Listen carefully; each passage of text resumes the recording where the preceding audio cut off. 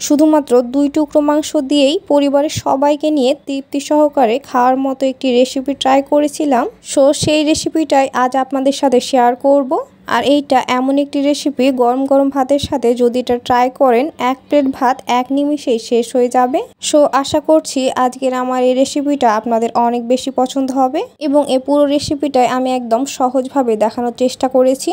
আচ্ছা, এইখানে এবার আমি ব্লেন্ডারে জাগের মধ্যে 2 টুকরা মাংস নিয়ে নিলাম এবং এটাকে এবার আমি কিমা বানিয়ে নিব। তবে আপনারা চাইলে এই কাজটা নাইফ দিয়ে অথবা শিলপাটাও বেটে নিতে পারেন। এই তো এবার আমি কিমাটা এমনভাবে বানিয়ে নিয়েছি। আচ্ছা, এবারে রান্নার প্রিপারেশনে চলে যাচ্ছি। তো এইখানে আমি চুলায় একটি প্যান বসিয়ে দিয়েছি এবং দিয়ে দিলাম প্রায় 1/3 কাপ পরিমাণ সরিষার তেল। আচ্ছা, এইখানে কিন্তু অবশ্যই সরিষার তেলটা দেওয়ার চেষ্টা করবেন। তো এবার এখানে আমি দিয়ে দিলাম প্রায় 1 কাপ পরিমাণ কুচি করে নেওয়া পেঁয়াজ এবং খোসা ছাড়ানো আস্ত রসুন দিয়ে দিচ্ছি প্রায় 1/2 কাপ পরিমাণ।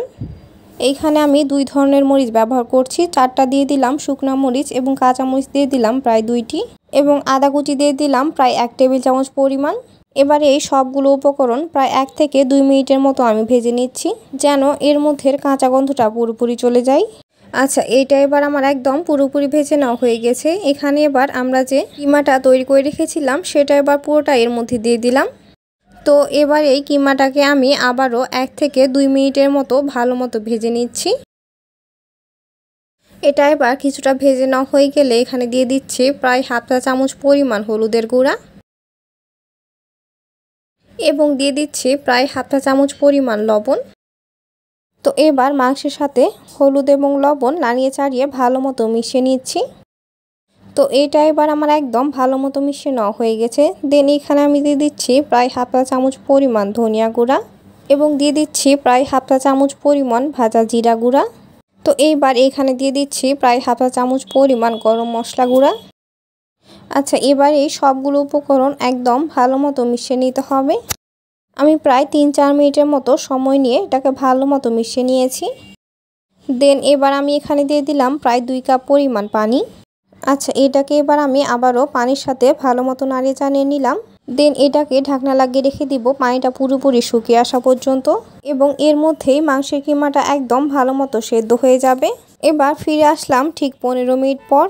ইতিমধ্যেই মাংসের মধ্যে যে পানিটা ছিল সেটা পুরোপুরিভাবে শুকিয়ে গেছে এবং তেলটাও পুরোপুরিভাবে উঠে এসেছে।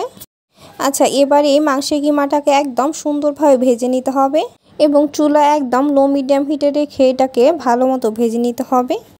আর এই কিমাটা ভাজার সময় এত সুন্দর স্মেল বের হয়, আপনার তো এখনই খেয়ে ফেলতে মন চাইবে। তবে চাইলে এভাবেই খেয়ে ফেলতে পারেন, তাতে কোনো প্রবলেম নেই। আচ্ছা, এবার এটাকে আমি প্রায় 15 থেকে 20 মিনিটের মতো একদম ব্রাউন করে ভেজে নিয়েছি। তো এই অবস্থায় আপনারা এটাকে কিছুটা ঠান্ডা করে শিলপাটায় অথবা ব্লেন্ডারে ব্লেন্ড করে নিতে পারেন। তো আমার হাতের কাছে যেহেতু শিলপাটা অ্যাভেলেবল নাই, তাই আমি এটাকে ব্লেন্ডারে একদম ভালো মতো ব্লেন্ড করে নিয়েছি। আচ্ছা, এবারে এখান থেকে কিছুটা মাংসের ভর্তা উঠিয়ে আমি হাতের সাহায্যে এটাকে বল শেপ দিয়ে নিচ্ছি। ট্রাস্ট মি, এই ভর্তাটা খেতে এতটাই দারুণ লাগে না, সেই দিন আমি এটা দিয়েই পুরো ভাত শেষ করেছিলাম এবং এর সাথে আর কোনো কিছুই দরকার পড়েনি। এরই মাঝে তৈরি হয়ে গেল আমার দারুণ স্বাদের মাংসের ভর্তা। ভিউয়ার্স, রেসিপিটি ভালো লাগলে বাসায় একবার অবশ্যই ট্রাই করবেন এবং অবশ্যই একটি লাইক দিয়ে দিবেন এবং চ্যানেলটি সাবস্ক্রাইব করে পাশে থাকবেন। Enough for today. সবাই সুস্থ থাকবেন, ভালো থাকবেন। এতক্ষণ সাথে থাকার জন্য সবাইকে অসংখ্য ধন্যবাদ। আসসালামু আলাইকুম। দেখা হবে আবারও পরবর্তী কোনো রেসিপিতে।